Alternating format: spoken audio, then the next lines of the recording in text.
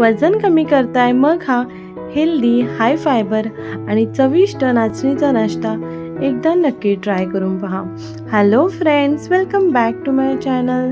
तर फ्रेंड्स, आज आपण करणार आहोत नाचणीचा अप्पे करणार आहोत, म्हणजेच रागी अप्पे करणार आहोत. त्याचबरोबर कांदा टोमॅटोची चटणी.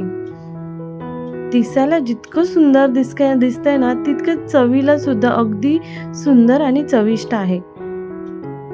चटणी बरोबर तर खूप सुंदर लागते आणि तुम्ही याला पुदिन्याच्या चटणी बरोबर सुद्धा खाऊ शकता. चला तर मग रेसिपीला सुरुवात करूया.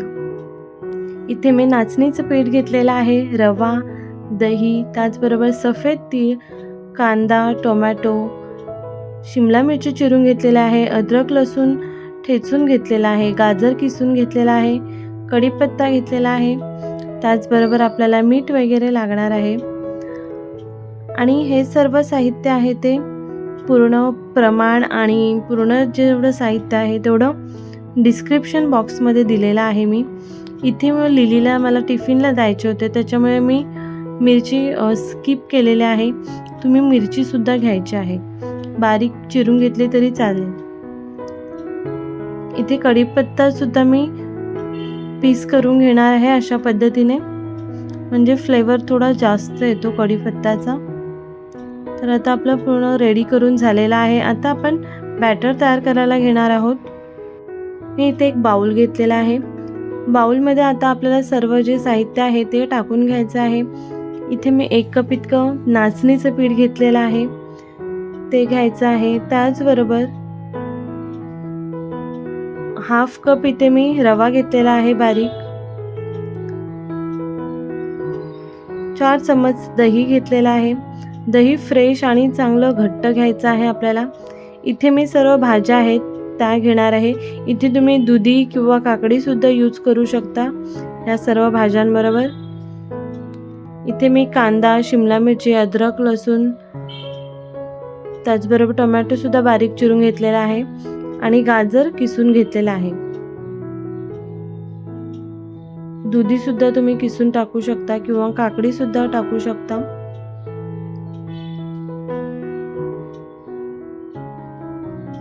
आता आपल्याला कढीपत्ता टाकायचा नाहीये याच्यामध्ये. दही टाकून घ्यायचं आहे. इथे आपल्याला फ्रेश दही यूज करायचं आहे आणि जास्त आंबट सुद्धा नको, नाहीतर टेस्ट आहे, फ्लेवर जो आहे तो चेंज होऊन जातो आंबट असल्यामुळे. तर मी इथे एका साईडला ना थोडंसं तेल मी गरम करायला ठेवलेलं होतं, पाहू शकतो. अगदी 1 चम्मच इतकं तेल आहे. त्याच्यामध्ये मी मोहरी, कढीपत्ता आणि थोडंसं हिंग टाकणार आहे.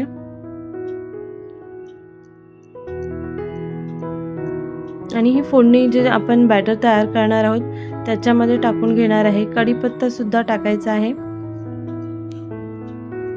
आणि फोडणी आपल्याला सर्व जो मसाला आपण बनवलेला आहे, जो बॅटर बनवणार आहोत त्याच्यावरती टाकून घ्यायचा आहे.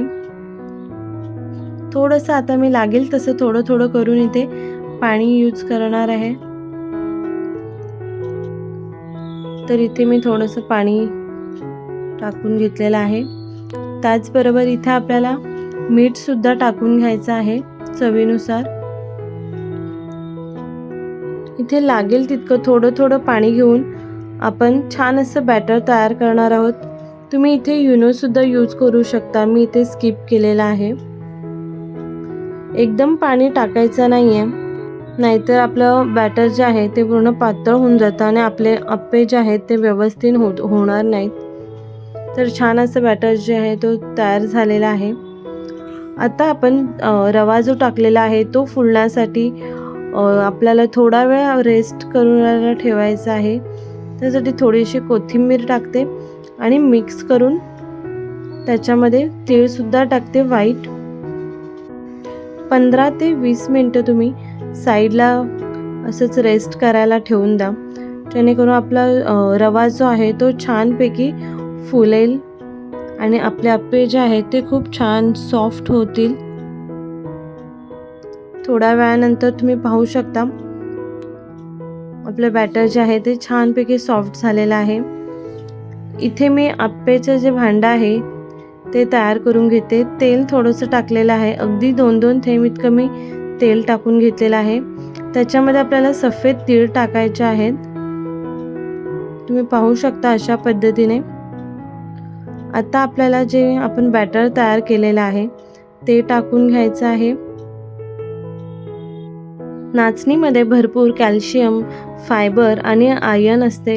हे अप्पे खूप कमी तेलात बनतात, त्यामुळे वजन कमी करण्याच्या आपल्या ह्या प्रवासामध्ये एकदम उत्तम असा नाश्ता आहे. तर छानपैकी माझं सर्व झालेलं आहे आणि आपल्याला झाकण ठेवून दोन्ही साईडने छान असं आपल्याला परतवून घ्यायचं आहे आणि शिजवून घ्यायचं आहे.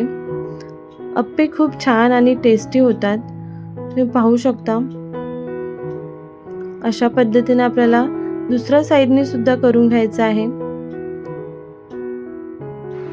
तर फ्रेंड्स, मी झाकण ठेवून अप्पे थोडंसं शिजायला ठेवून दिलेलं आहे वाफेवर. तोपर्यंत आपण चटणी करून घेऊया. चटणीसाठी मी कांदा, टोमॅटो, कोथिंबीर आणि मिरची मी ग्राइंड करून घेतलेले आहे आणि चटणी तयार आहे. तुम्ही फोडणीसुद्धा देऊ शकता. आणि इथे आपले अप्पेसुद्धा खूप छान असे दोन्ही साईडने चांगले टम फुगलेले आहेत, छान बनलेले आहेत. तर आता आपण आपले अप्पे जे आहेत ते काढून घेऊया. तर अगदीच म्हणजे 5 ते 7 मिनिटामध्ये आपले अप्पे जे आहेत ते बनून रेडी होतात. तुम्ही पाहू शकता अप्पे जे आहेत ते छानपैकी तयार झालेले आहेत. तर आता मी इथे दुसरी बॅचसुद्धा मी तशाच पद्धतीने करून घेणार आहे. इतक्या साहित्यामध्ये अगदीच 3 माणसं इझिली खाऊ शकतात नाश्त्यासाठी. तर अशाच पद्धतीने आपण सेकंड बॅच पण करून घेऊया.